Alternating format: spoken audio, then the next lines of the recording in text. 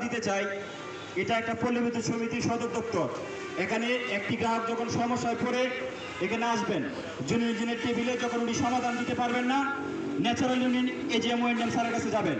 AGM ওএনএম sir যখন সমাধান দিতে পারবেন না, ডিজিএম টেকনিক্যাল মহোদয়ের কাছে যাবেন। যখন ডিজিএম টেকনিক্যাল মহোদয় সেই সমস্যা সমাধান দিতে পারবেন না, আমাদের শ্রদ্ধা জেনারেল ম্যানেজার রুমে যাবেন। তো আপনারা আশাহত হবেন না। আমরা ইতিপূর্বে বাংলাদেশ পল্লী বিদ্যুৎ বোর্ডের বোর্ড রুমে আমরা মিটিং করেছি, সেই মিটিং আমাদের ফলপ্রসূ হয় নাই। আমরা গতকালকে বিদ্যুৎ ভবনে মিটিং করেছি, সেই মিটিংয়ে আমাদের আশার অনুরূপ কিছু পাইনি। এত আপনারা আশাহত হবেন না।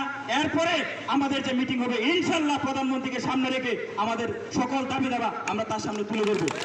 আমি আপনাদের আশ্বস্ত করতে চাই, আপনারা আশাহত হবেন না। আমাদের আজকে এই আন্দোলনের ৫ম দিন। এখন যদি আপনারা ঝিমিয়ে পড়েন, আমি যে কয়েকটা গ্রুপের সাথে অ্যাড আছি, বিভিন্ন বাইরা বিভিন্ন ধরনের কথা বলতেছেন, অবশ্যই আপনারা আশাহত হবেন না। আজকে মাত্র আমাদের ৫ম দিন। যদি ৫ম দিন, ৬ষ্ঠ দিন আর ৭ম দিনেই স্বাধীনতা সংগ্রামে যদি সুফল অর্জন করা যেত, তাহলে আমাদের ৯ মাস যুদ্ধ করা লাগতো না। আমরা ৯ মাস যুদ্ধ করে রক্তকে যুদ্ধের পর যদি আমরা স্বাধীন জাতি হিসাবে এই বাংলাদেশে একটি লাল সবুজের পতাকা উদীয়মান আকাশে উত্তীর্ণ করতে পেরেছি, অবশ্যই আমরা সেই জাতি, সেই বীরের জাতি। আমরা ৯ মাস কেন, প্রয়োজনে ১৮ মাস যুদ্ধের পর আমরা এখানে আমাদের স্বাধীনতা ফিরিয়ে আনবো। আপনারা আশাহত হবেন না, সুসংগঠিত থাকেন। যত ঝড় বৃষ্টি আর তুফান আসুক, আমরা একত্রিত থাকবো, হাতে হাত মিলে, কাঁধে কাঁধ মিলে এই স্বৈরাচারী প্রতিষ্ঠান আরবির বিরুদ্ধে আমরা আন্দোলন করে যাব ইনশাআল্লাহ। পরিশেষে আমি বলতে চাই, অনেক ভাইরা আমাদের লিখতেছেন, আমরা আমাদের লাইনম্যানদের কর্মঘণ্টা, সাপ্তাহিক ছুটি, এগুলা নিয়ে আমরা বলতেছি না। দেখেন, একই সার্ভিস কোডের আওতায় আসলে অবশ্যই আমাদের যে প্রত্যেকটা দাবি, ওই প্রত্যেকটা দাবি একই সার্ভিস কোডের আওতায় যখন আমরা চলে আসবো, প্রত্যেকটা দাবি আমাদের এমনিতে পূরণ হয়ে যাবে। কিছুক্ষণ আগে আমার পূর্ববর্তী বক্তা, আমার এক ছোট ভাই, উনি বলেছে যে এলসিএলদের যে একটি করুণ কাহিনী, আমাদের ব্রিলিয়েস্টেন ম্যাডামরা যারা অনিয়মিত আছেন তাদেরকে কানামানা বলে আরবি থেকে কিভাবে আখ্যায়িত দেওয়া হয় আপনারা শুনেছেন।